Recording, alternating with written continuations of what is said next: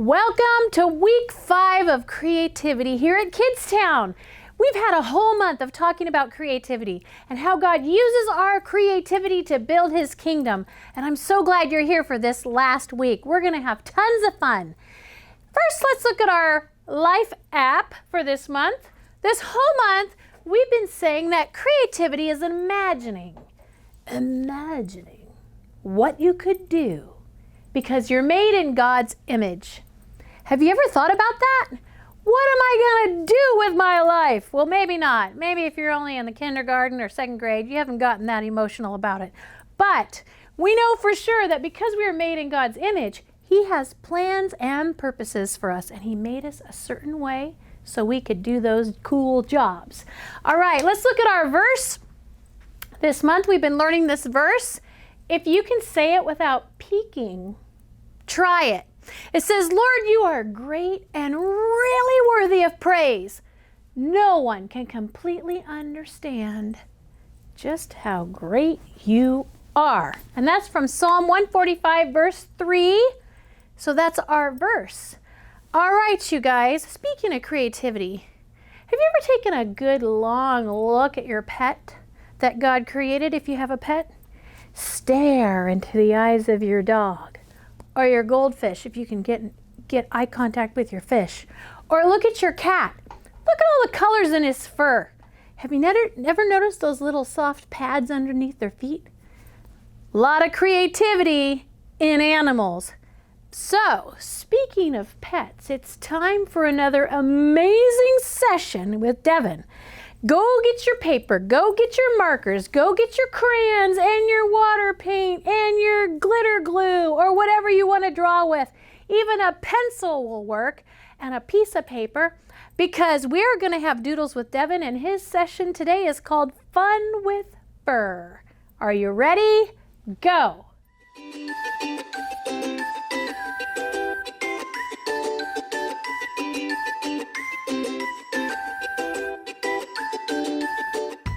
Thank you for joining me for our final week, and I'm very sad that it's over, but we're going to go out with a nice painting today. Today we're doing a painting called Fun with Fur.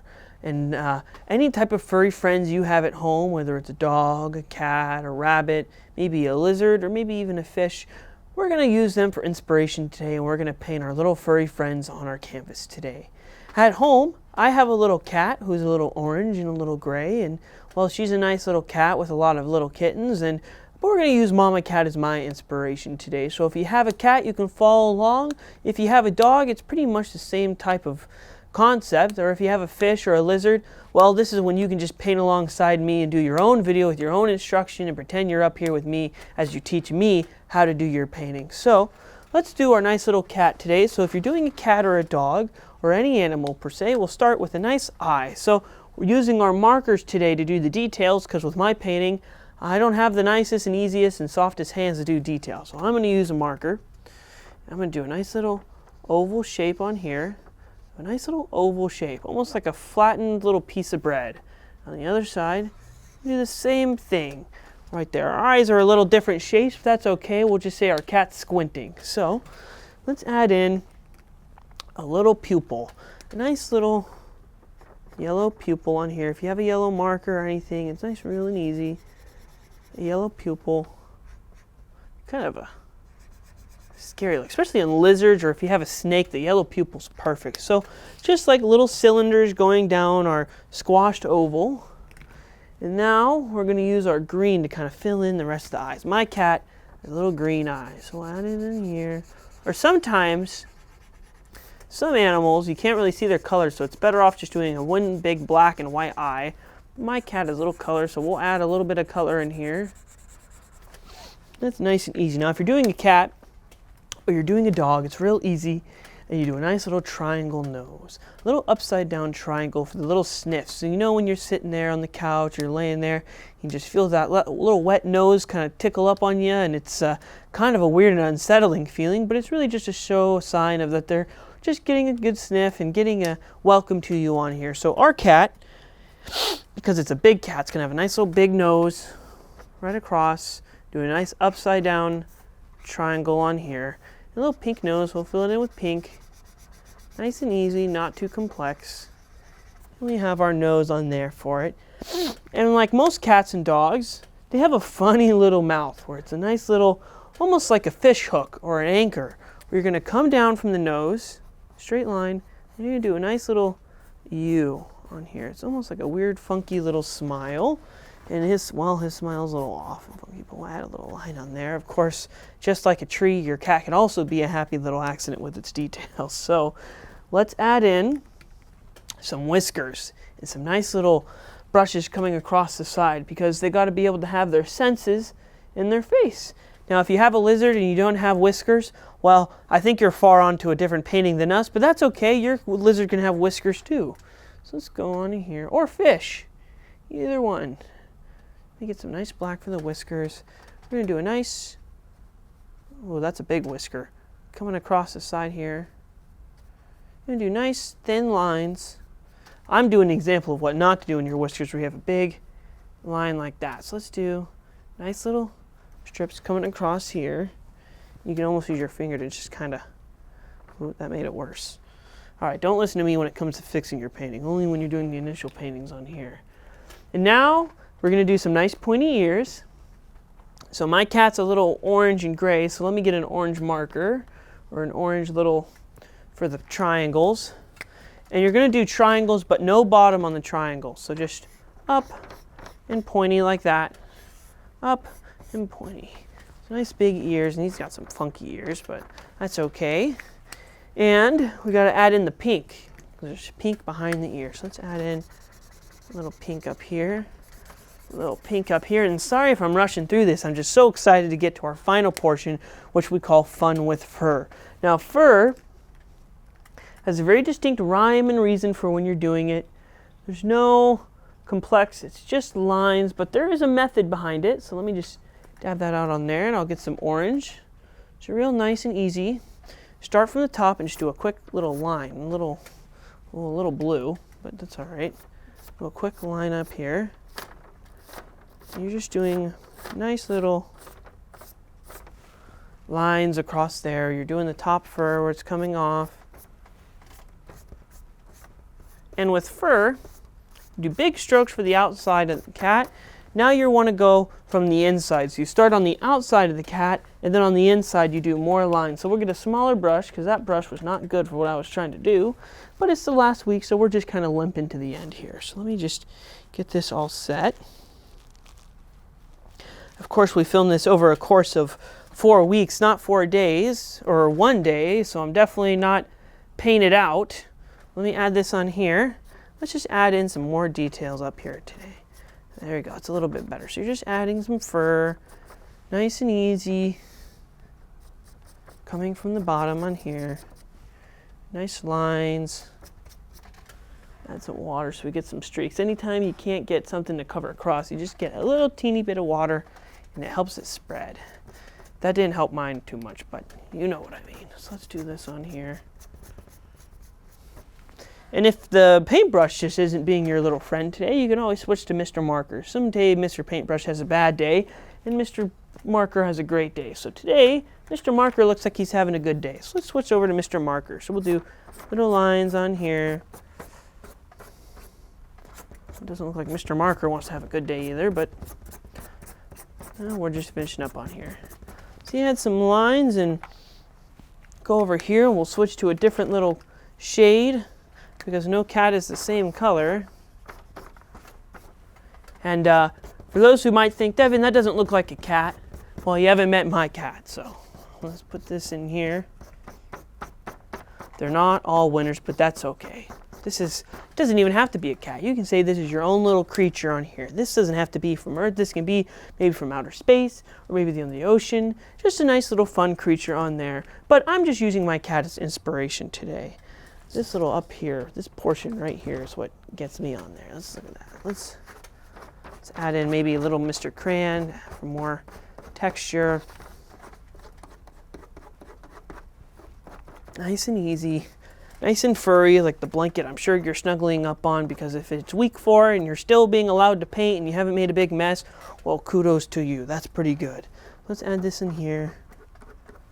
And all right, that's Mr. Cat today, and just like with every painting, I haven't done it in the past, but what I like to do so people know it's yours, just do a nice little signature on the bottom. So mine is a D and a C to show that I was the one who painted this today. So you can sign your little name at the corner, and when you're done, you're all set and good to go. So this has been a wonderful journey as we've gone across sunsets, sunrises, the ocean, and the cats at home. All across the earth, we've gone across creating together. Just like God created the earth on all 7 days, we've spent 4 weeks, not as quick as God, because we're just little humans, doing our paintings together. It's been a wonderful journey. I've enjoyed our friendship, and I hope to see you again soon sometime. Thank you, and stay safe.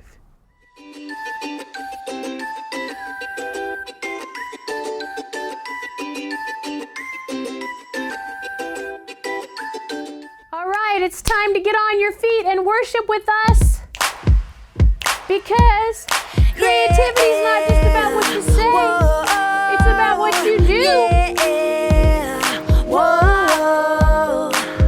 It's a great big world, and I am only me, but you are you. Together we are God's family. The words we say and the prayers we pray, let the work of our hands spread love all across the land. If we want to make a difference, if we want to take a stand and learn to serve each other like Jesus said we should. Do love, be love, give love, love one another, love one another, yeah. Do love, be love, give love, love one another, love one another, yeah.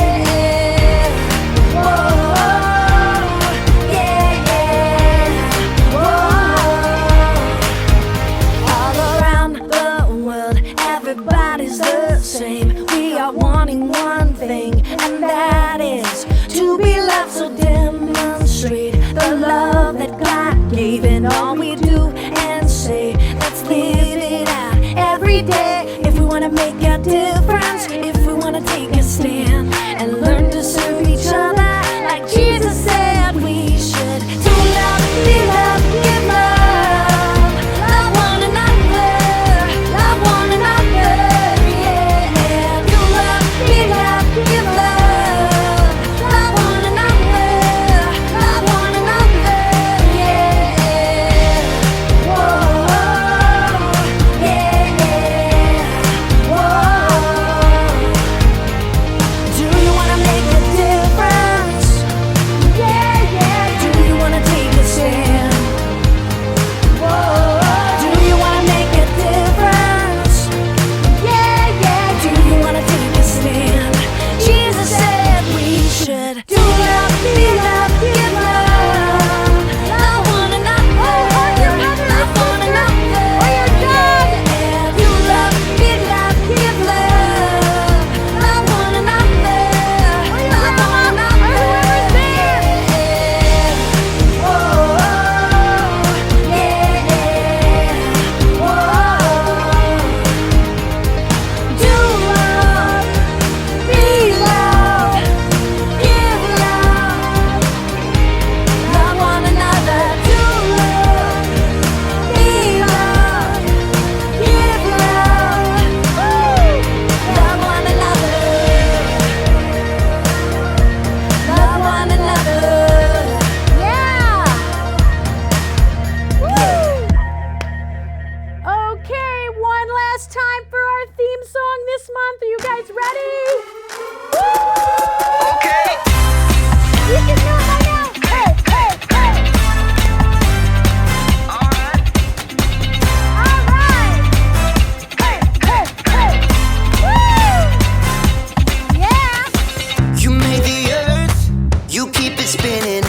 You made the ocean and everything in it, and you made the sky so blue, and you made every other color too. Oh, yeah.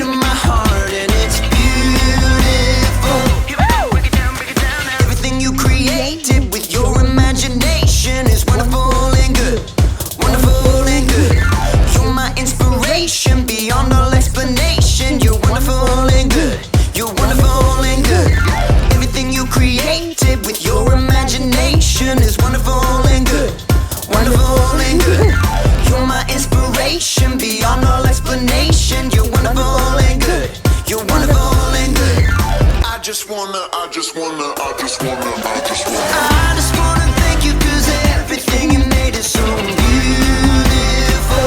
Oh yeah! Every single star and every beat of my heart, and it's beautiful. I just wanna thank you 'cause everything you made is so beautiful. Oh yeah! Every single star and every beat of my heart, and it's beautiful. Woohoo! Awesome job worshiping with me today. It's so fun to sing and dance. I hope you got on your feet and made the most of it. Today, we're going to talk about a really cool talk that Jesus gave to his disciples one time. And indirectly, he was talking to you. And so today, we're going to talk about some passage that we find in the book of Matthew. It's from a really famous talk he did called the Sermon on the Mount, if you've ever heard of that. And so in their story, you know, Jesus was teaching. Whenever he went somewhere, huge crowds would start to gather. And on this particular day, he was talking to his disciples, and all of a sudden he noticed, uh-oh, we got a big crowd again. And you know why people would gather around is because he had such cool, wise words to say, and he did amazing miracles. So wherever Jesus went, crowds gathered. And on this particular day, he said to his disciples, hey, before this gets too, crazy, I want to take you up the hill a little bit, and I want to share some things with you. So they went up to the mountain, and they sat down, and he started to talk to them. And what he said was kind of weird and interesting. And sometimes when Jesus talked, he used what's called a metaphor. He would paint a picture, not really paint, but talk about a word picture that we can connect with, but really had a meaning that was a little bit deeper. And so this was one of those kind of metaphor talks. And let's look in the book of Matthew. Matthew was actually one of his disciples. And so he wrote down what Jesus said at this Sermon on the Mount. So we're going to turn to Matthew chapter 5, and then we're going to look at verse 13 through 16. And I'll put the words on the screen so you can read along with me. Let's look at that. Are you ready? It says, you are the salt of the earth. But suppose salt loses its saltiness. Can that happen? How can it be made salty again? It's no longer good for anything. It'll be thrown out, and then people will walk all over it, probably out in the street. Let's look at the next part. He said, you're the light of the world. A town built on a hill cannot be hidden. Also, people do not light a lamp and then put it under a bowl. Instead, they put it out on its stand. Then it gives light to everyone in the house. He said, in the same way, here's the application. Let your light shine so others can see it. Then they will see the good things you do, and they will bring glory to your Father in heaven. Wow, that's a lot of stuff. I think we need to break it down. What was the thing he said at the very beginning? Let's look at that one more time. He said, you are the salt of the earth. You are the salt of the earth? What does that mean? Ta-da! Like this? Is this how we're supposed to be salt?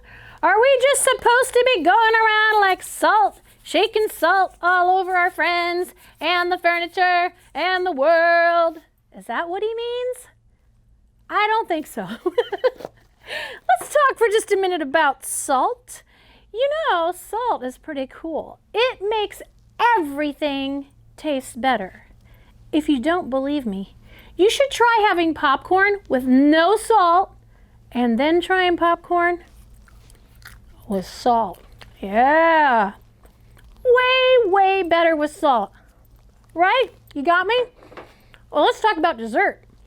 Even desserts. You think about them being sweet, but there's salt in desserts. Like that cake. That looks so good. And have you ever made cookie dough? You have to put salt in cookie dough. It's important. We need it. Not only that, But our bodies need salt too.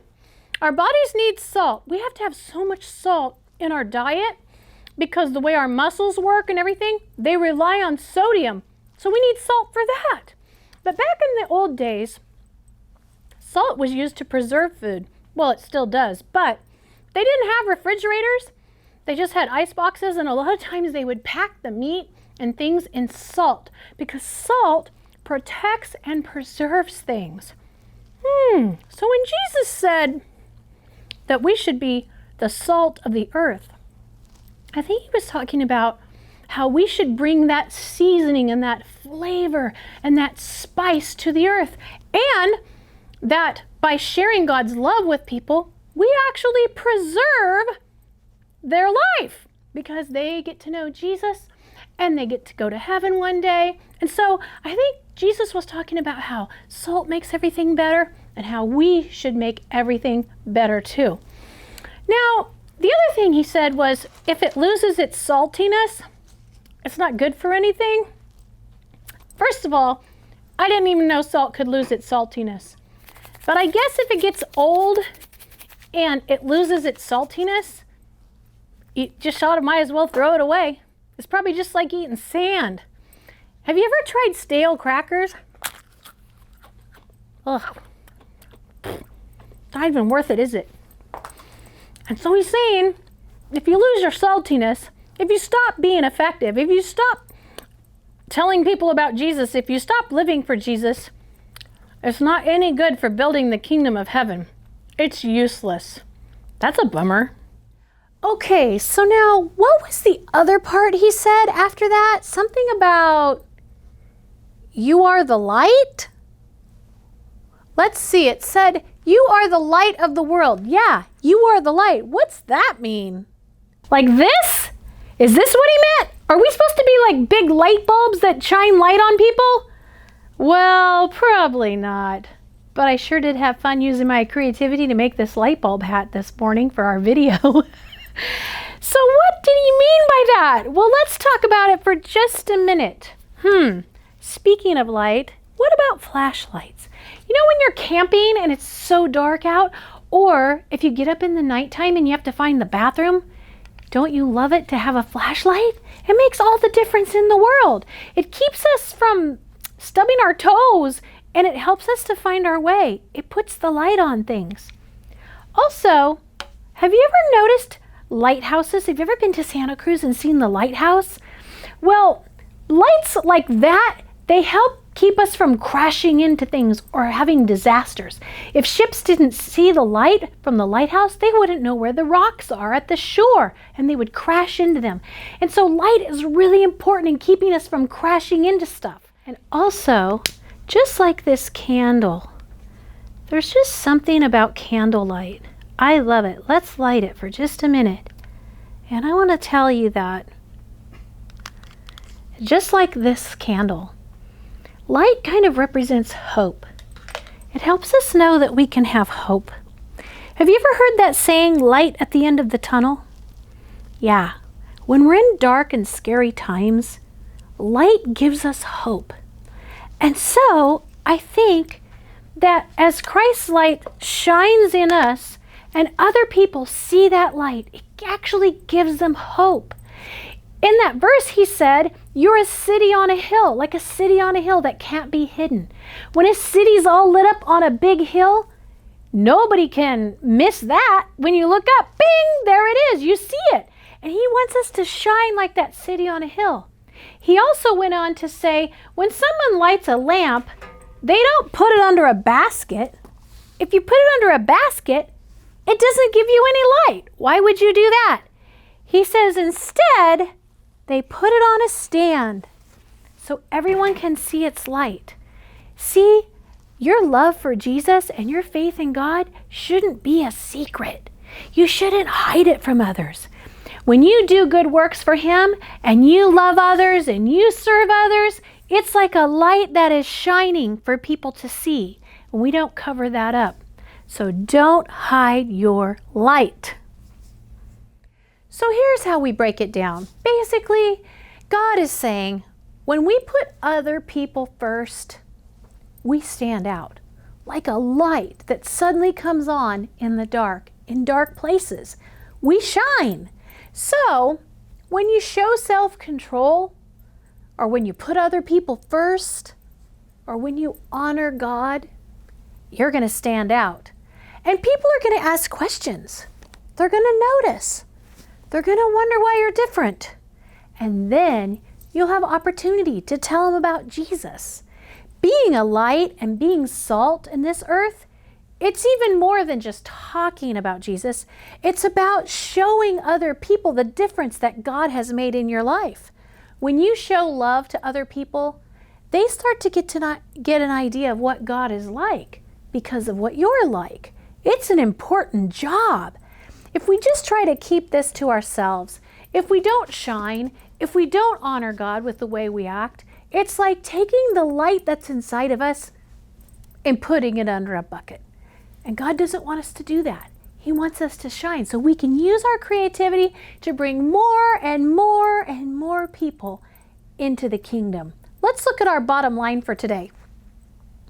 Our bottom line says, God created you to share His story.